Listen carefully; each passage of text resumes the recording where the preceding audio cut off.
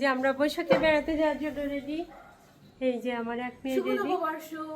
শুভ নববর্ষ। এই যে তোমারটা কি নববর্ষ শাড়ি হয়েছে? হ্যাঁ, এই যে লাল। ও লাল আছে, আর আমারটা পুরোপুরি লাল সাদা। একদম ডিফারেন্টও পরা যায়। হ্যাঁ পরা যায়, কিন্তু এটা নববর্ষ ছাড়া পরলে ভালো লাগবে না। তোমারটা সবসময় পরা যাবে। আজকে এত গরম, প্রচণ্ড গরম, ঘরে থাকতেই যে পরিমাণ গরম লাগছে, তারপরেও আমরা বাইরে বের হলাম। বাইরে না গেলে বৈশাখ বৈশাখ মনেই হয় না, তাই আমরা সবাই রেডি হয়ে ভাবলাম যে একটু বাইরে ঘুরে আসি। বৈশাখে বাইরে যাব না তাই কি হয়, ভাবলাম ঢাকা ভার্সিটিতে ঘুরে আসি, কিন্তু ওইদিকে এত ভিড়, ওখানে যাওয়ার কোনোই উপায় নাই।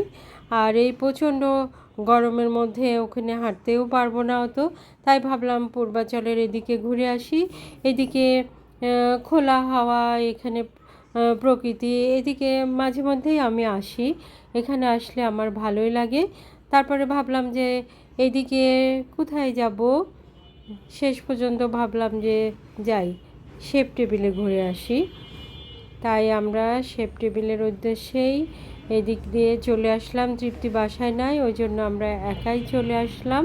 এই তো আমরা শেপ টেবিলে কিছুক্ষণ ঘোরাঘুরি করব, তারপরে আবার বাসায় চলে যাব। আর তৃপ্তি ওইদিকে যাবে, আমাদের ওইদিকে যাবে, তারপরে তৃপ্তির সঙ্গে আবার আমরা ঘোরাঘুরি করব। এই যে এখানকার এই আবহাওয়াগুলো এত ভালো লাগে, সেজন্য মাঝে মাঝেই মাসে একদিন তো আসি, মাঝে মধ্যে আমরা চলে আসি। এখানে প্রকৃতির ছোঁয়া পাওয়া যায়, সেজন্য এখানে আসলে আমার খুবই ভালো লাগে। মন খারাপ থাকলেও যেন এখানে আসলে মনটা ভালো হয়ে যায়। এখানে এসে যে প্রভা ছবি তুলছে, এই যে প্রতিভা, আজকে রোদ ভালো আছে। এই জায়গাটা রোদ। এদিকে ক্যামেরা দাও, তাহলে রোদটা পাবে।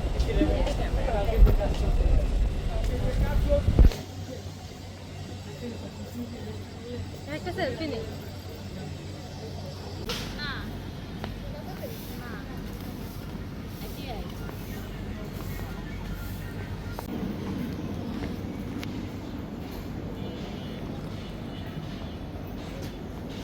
আসো, একটা প্রভা আসো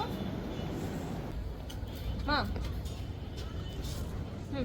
তৃপ্তিকে ছাড়াই আমরা কিছুটা সময় বাইরে একটু ঘোরাঘুরি করে নিলাম। আমাদের বেড়ানো মানেই তো আমরা দুই বোন তাদের ফ্যামিলি একসঙ্গে বেড়াতে খুবই পছন্দ করি। আপনাদের বৈশাখ কেমন কাটলো অবশ্যই কমেন্টস করে জানাবেন। আপনারা ভালো থাকুন, সুস্থ থাকুন এবং নিরাপদে থাকুন।